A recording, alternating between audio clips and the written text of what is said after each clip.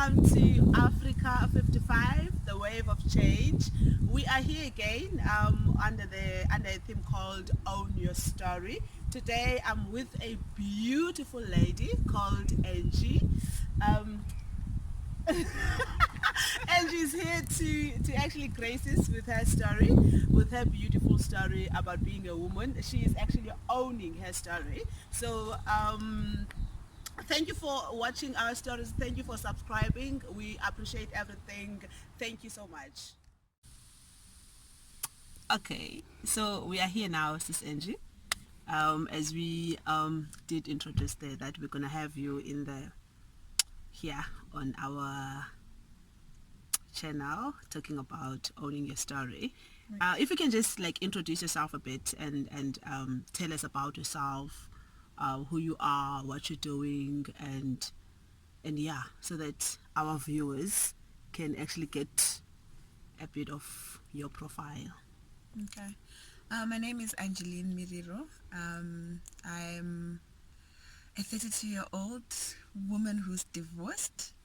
I think I like to tell the story of me by being divorced because it's the story that gave me my purpose in women's ministry, which is to empower other women by the telling of relatable stories, which I feel helps us to be aware of the issues that affect women, which helps us to be self-aware and therefore become the best versions of ourselves, because when you're aware, you're able to make changes, you're able to take care of yourself, so you're able to cultivate self-love, and that's the work that I'm doing now, and that's what I'm about. So yeah, that's for me right now. That would be an introduction about me, because it's my life is all about uplifting a sister now. Okay, that's great.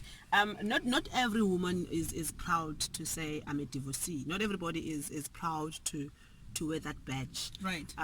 But what you just said now, you've spoken about cultivating self-love, Right. which is like I'm all for that. Right. And I think for some reason that was like more of a theme for this year.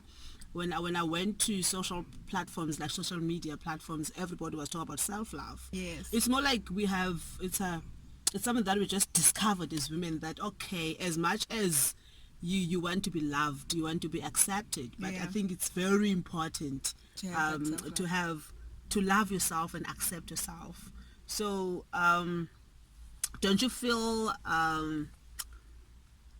you don't feel any sort of I don't want to say embarrassment, but any sort of like off thing to say I'm a divorcee, because not every woman say that. Not everybody is proud to say that, because for some reason there is stigma Yes. attached to being divorced. Definitely. So tell us about the confidence of you being able to say I'm 32 and I'm divorced. Like, hello, some people they are 32 and they want to get married.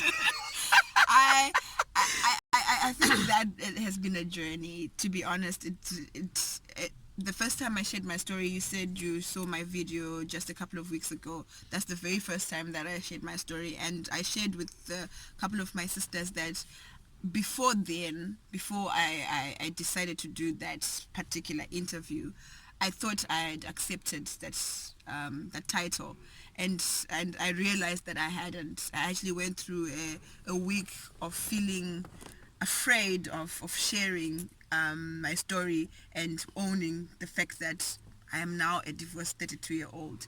But it's not because I felt shame, because I've been preaching about this whole self-love and stigma that's around it, but also because it's just difficult to accept that your dreams have been shattered. I think every girl, when they get married, they're looking for forever after, and no one ever thinks that they're going to be abused in the marriage, and it's going to be difficult to walk away, even if, because like you still love your person, or you still believe in the love that you had.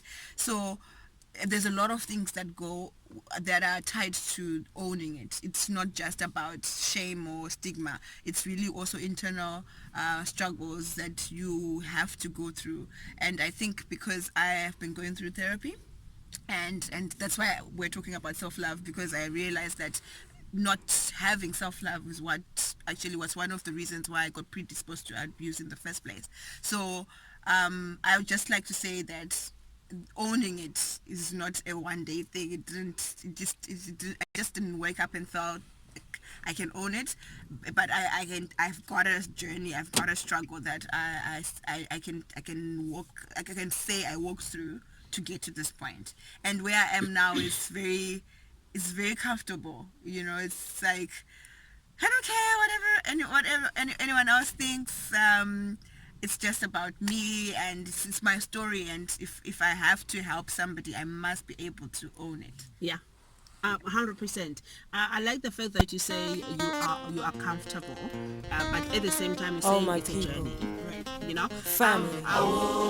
Family was the core of heart security and sense of belonging.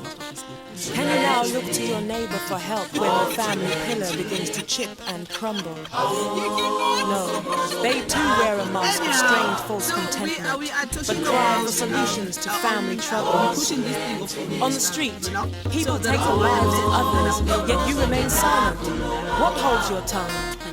Your sisters and brothers across the borders, neighbors still, suffer tyranny, war, poverty and starvation.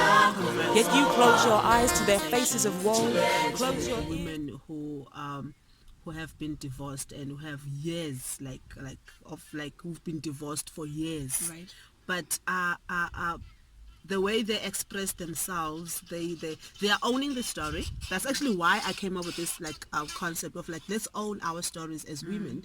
They are owning the story, but I see a bit of sadness in there. I've always picked up that this person, as much as they're saying they're divorced, they're not owning that thing of I'm a divorcee. Yes. And they don't have to own it, you know what I mean? Right. It's not.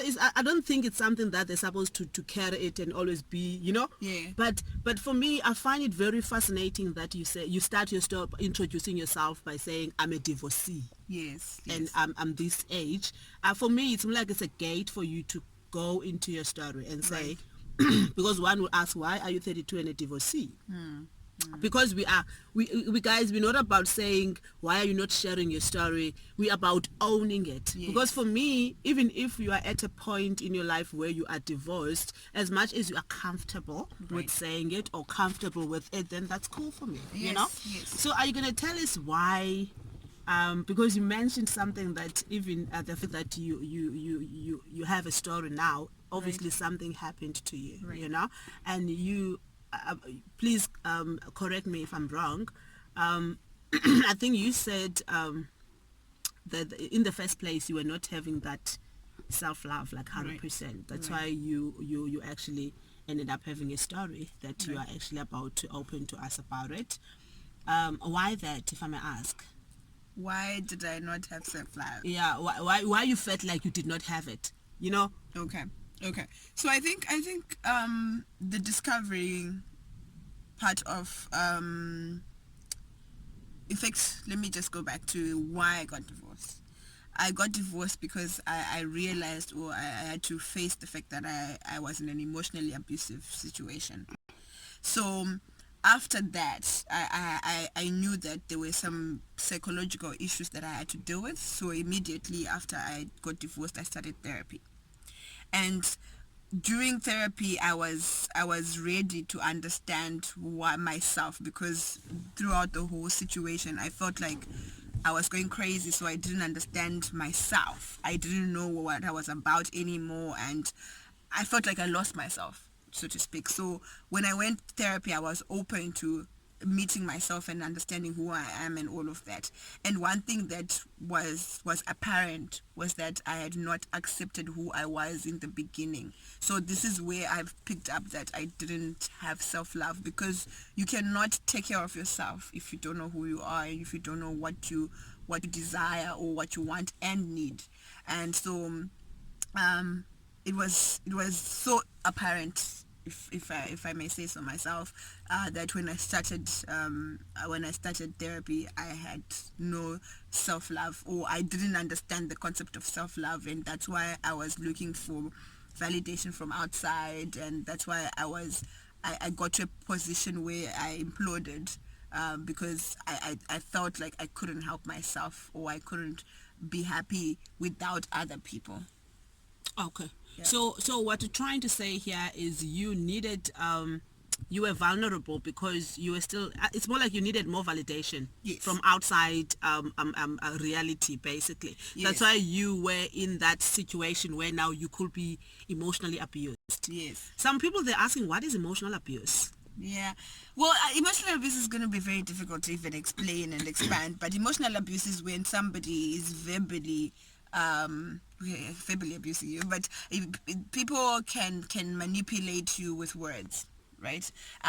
They can manipulate you with harsh words, can make you do what they want, to manipulate you to do what they want because they're verbally abusing you, or they can just belittle you with words, or they can just invalidate your feelings, the way the actions to you when they invalidate whatever you put on the table, whatever you say is going on. Someone invalidates that is emotional abuse. So in a nutshell, it's anybody who does not or if you're in a relationship where the person in a relationship with does not validate your feelings, they always dismiss your opinions, they always belittle your opinions, or they make you feel like you are crazy, or you what you're saying doesn't amount to anything. Yeah. So it's we live in a society that is actually full of stuff, like religion, there's tradition, there's everything, you Right. know. And we are having these conversations at the back of the car because we want them to carry on, basically. Hence I'm saying it's moving conversations. I feel like our society, it actually kind of still defines women, specifically women. It's created to define women. As a woman, you need to behave a certain way. As Yeah. a woman, you can't talk like this, you can't talk about that. I'm talking about the society because you spoken about someone who keeps on belittling you, making you Right. feel like small. And I think they found, when you say earlier on, you said going through therapy, it actually kind of helped you discover that in the first place you were never like fully accepted yourself. You never fully, you did not meet the person inside you, so that you didn't have much confidence to kind of like figure out, or maybe try to name and say, no, you can't say that about me. You can't always want me to think this way, you can't always want me to carry myself this way. So you didn't have that confidence. Yes. Probably you were still younger, which even now you are still younger. So what I'm trying to say now is the society itself, it kind of like indirectly give the other person, especially males, to kind of say whatever they want to say. Someone is actually watching now, or is going to watch this, and like, I still don't understand what she is talking about. You understand? Or someone is going through that emotional abusive relationship right now, but they can't. It sounds like a more complicated thing to figure out. For me, it looks like you need to be smarter in order for you to understand that now I'm being emotionally abused. No, I actually wanted to expand on that. It's not about you being smarter per se. It's about you knowing yourself. Like, I wanted to just echo what you said. It's like when you haven't met yourself, when you don't actually know yourself. What I mean by that is you have to know what your boundaries are before you expose yourself to any other relationship. And emotional abuse is not going to be just between in a romantic relationship. It can be between sisters. It can be between friends, right? So you must be able to identify it. And the way that you identify emotional abuse is when you have drawn specific expectations with someone you're in a relationship with, and they continuously invalidate and ignore them. You know that a person cannot love you and ignore your feelings at the same time. So you must be able to be in a position where you hear yourself and you know yourself, when your feelings are valid, right? So you must be in a position where you love yourself enough, you list to confront your own feelings. And when you know that you're uncomfortable, you're unhappy, then you start to actually look at the actions that the people around you are actually giving. And that is how you will be able to pick what emotional abuse is. It always comes from the person, from inside, and not from outside. Okay. Yeah. So what are the I like the fact that you say it can happen anywhere. It can happen at work as well. Yeah. Yeah. Okay, cool. So so what are the three things that are actually you see like these are the red flags? We're gonna get to a point where you end up getting divorced because Right. of emotional abuse, because I think people in our society, they still don't understand this. What it is, yeah. It's, you need to have a blue eye, you need to have something that is visible in order for people to take you serious. When you say I'm being emotionally abused, you need to be able to, in order for them to listen to you, for some reason you need to be able to narrate your story. What if you don't, you're not, because I've watched the story obviously, and I like the fact that you are just, your soul is bare, you are just open, you are not cutting corners, you're not trying to be creative about it, Yeah, because it's yeah. a complicated situation, Right. quite honestly. So I'm still in that thing of someone is in this relationship, whether it's a friendship, whether it's a siblings relationship, or whatever, and they are being emotionally abused, right? So what are the red flags, or maybe you can actually take us now into your story, right? What are the red flags that I actually say, like, showing that now this person is actually now trying to this person is abusing me? Okay. I think I'll first before I go into my story and some of the things that I've experienced myself, I wanted to say, to the point you said, it's hard to explain to someone else that you're being emotionally abused, and I wanted to just say to whoever is listening now, you don't have to be able to try to explain it. You don't have to understand it to know that it's happening, and it's going to be harder for you to explain it when you're still in it. You will be able to articulate it better after you've left the situation. Like, yeah, I am talking about my story. It's easy because I'm no longer in it. But when you're in it, it's even harder to explain. So if you are listening, and if there's anyone who's listening, the big thing that you need to do when you're an emotionally abused person is to actually listen to yourself. You have to believe yourself and go with that. You don't have to wait for people to understand or for you to be able to explain it, for you to actually believe yourself. That being said, there are certain things that a person who's emotionally abusing you will obviously do. For example, they will belittle you. When I say belittle, I mean that you could say a statement and they will call you stupid. A person who loves you should not be comfortable to call you stupid, because they're basically saying that whatever comes out of your mouth whenever from this day forward is, I do not believe that it holds any water. So if you're in a partnership with a person, you're supposed to be contributing it's your own mind or whatever it is into that relationship. You start to feel like you don't have any worth, or your self-confidence will lower, obviously. And so harsh words like that, that talked about you specifically and not the conflict, show you that the person does not regard you highly, or they do not respect you, because respect and abuse go hand in hand. If someone cannot respect you enough to not say harsh words to you, then chances are they're emotionally abusing you. And another thing that an emotional abuser will do is try to isolate you and control you. So you find that a person, in my situation, I didn't realize that I was being isolated, because there was never a situation where I was told you cannot be with this person, or you cannot be talk to these people. Well, there were specific ones, but in those cases they made sense. But what I realized was, an emotional abuser will talk bad about the people in your life, so as to influence your thought process and the way you look at them, Your perception towards those certain people. individuals. So yeah. they can come and tell you Lindy is bad because of ABC. It's not things that you would normally talk about, but for no reason they're saying that. Randomly. They keep saying it Okay. over and over again, Alright. especially in a fight. They are just trying to make you change your mind about how you see Lindy. And then but before you know it, you also don't want to be associated with them. Yeah. So that's how they will So isolate you. Oh, okay. So I just wanted to say, so it's more like they're manipulating you Yes. indirectly.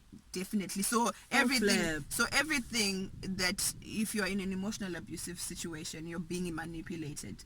It's different types of manipulation, but all of it is manipulation, because they use their words to control how you feel. So either they're using their words to make you feel they love you, which is what we call love bombing.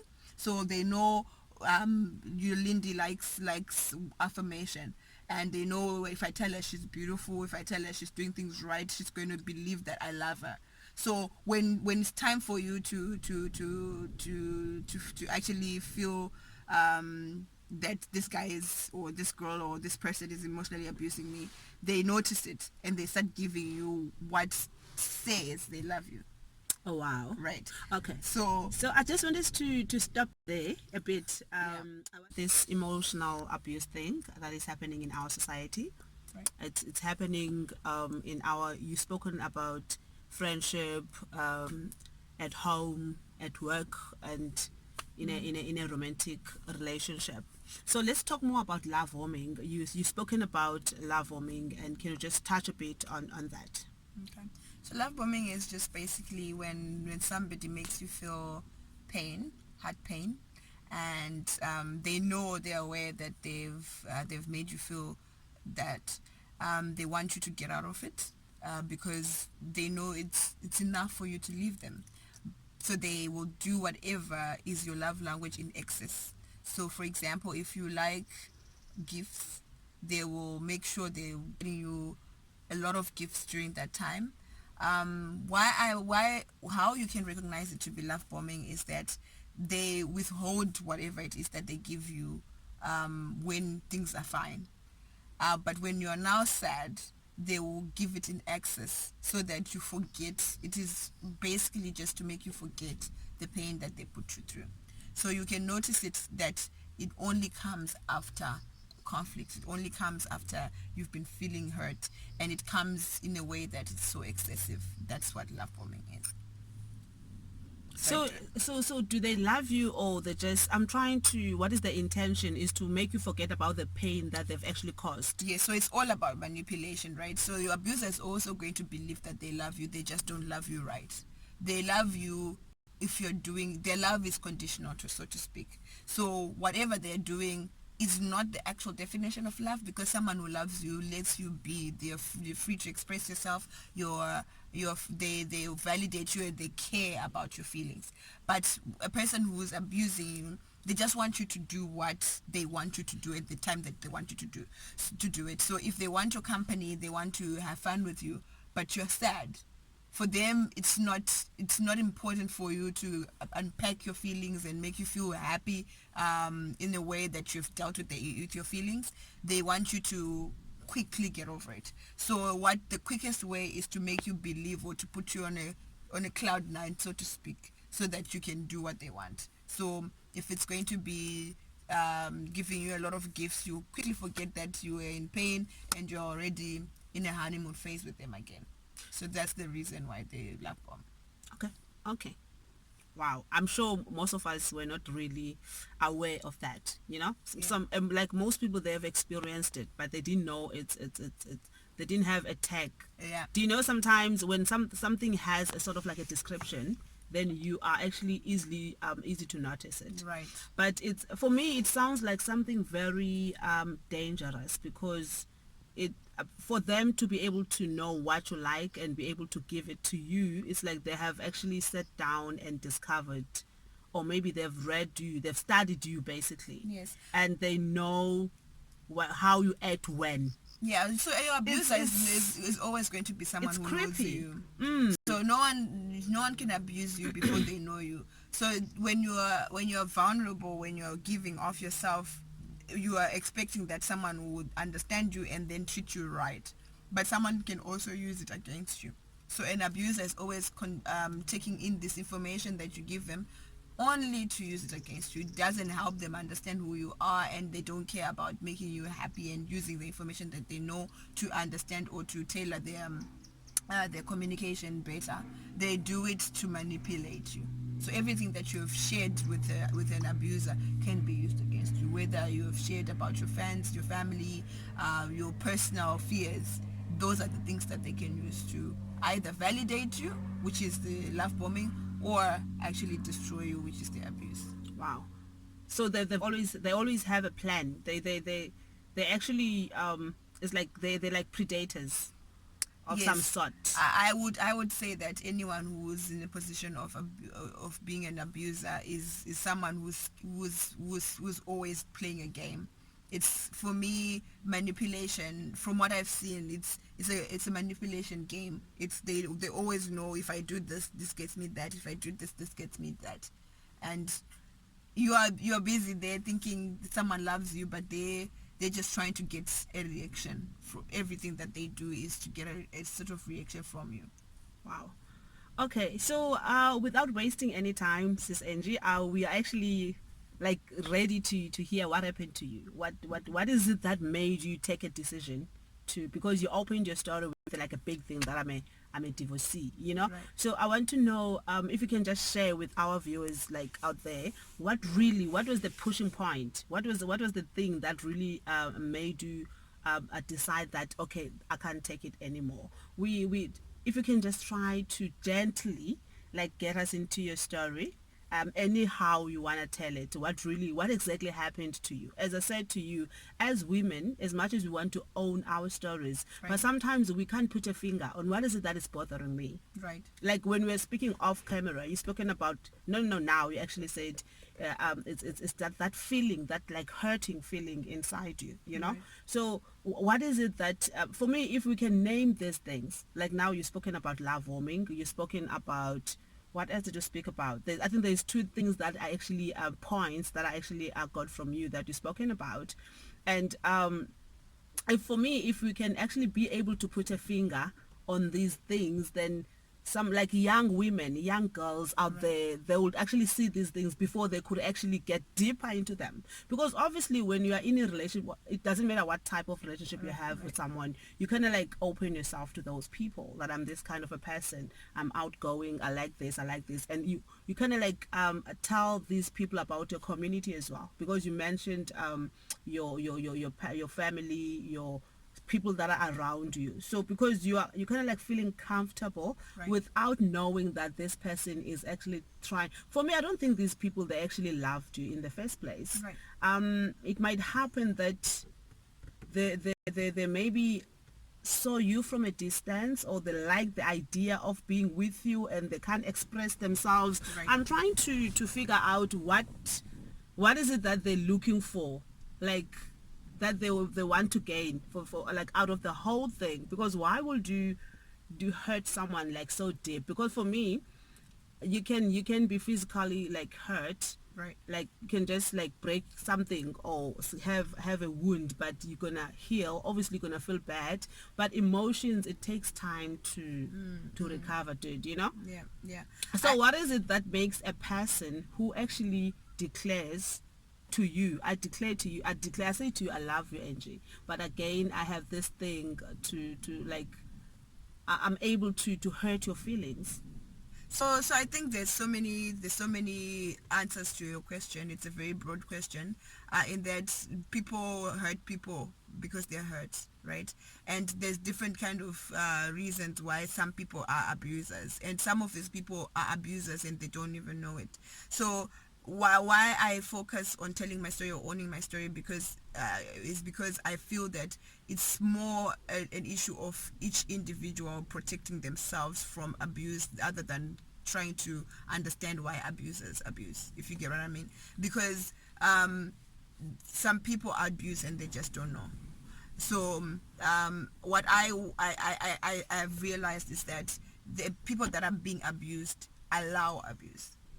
And what we need to be able to do is understand what could predispose you to abuse more, because that then, even if someone believes they love you, you are able to say, no, this kind of love I cannot accept. So someone, like you're saying, I spent a lot of time trying to figure out why the person I loved treated me that way. I really believed that they love me, and is it that they don't love me at all, or is it that they don't know how to love? And those questions never got answers, because the person who's hurting you will never want to admit that they've been hurting you like that. You get what I mean? They've always gotten this justification to to say why they had to do what they did. So in, like with that, so did you get a chance to confront or to kind of like have a one-on-one with these people and tell them that you've made me feel bad? Did you ever get a chance to express yourself to someone who actually did this to you? Obviously you get many chances, because if someone is emotionally abusing you I mean, have after you have left the marriage. Okay, so if you're talking about my story, it's for me, there was no reason for me to confront it, or I decided there was no reason for me to go and try and get an explanation, because the issue was for my healing and not theirs. And it's what is when you find, or when you're out of it, what is more important is for you as an individual to take responsibility of your part in it, because whatever you are doing when And your healing, I think it's very important to take to sorry to cut you off.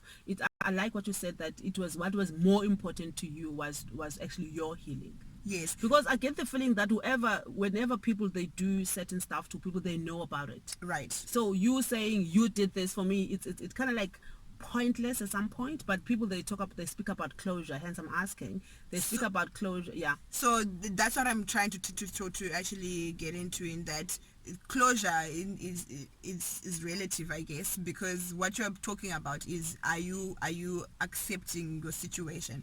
And like I said, what was more important, what I still think is important, is for you, for one, to take responsibility of their part, because you can never have any control of what the other person is going to feel. So for example, it would be pointless for me to go and say, you need to accept that you abused me, or this is how you abused me, because they are also hurting from me leaving them. So that it would be unrealistic for me to want for them to go come and validate me on a decision to leave them. So it is counterproductive in trying to get your abuser to validate their abuse. It's possibly putting yourself in a place of not moving, because it's never about them. It's about you as the person who has been abused, to say, I won't stand for this. And it doesn't matter if the abuser understands or other people understand. It's about me understanding that this is something that I cannot take anymore, and I want out of it. So in terms of getting a chance, I have got chances. I can contact, I can talk to them, but it was just never something that I thought was necessary to do. After a while, I can't say that before I decided this was it, I wanted so badly for them to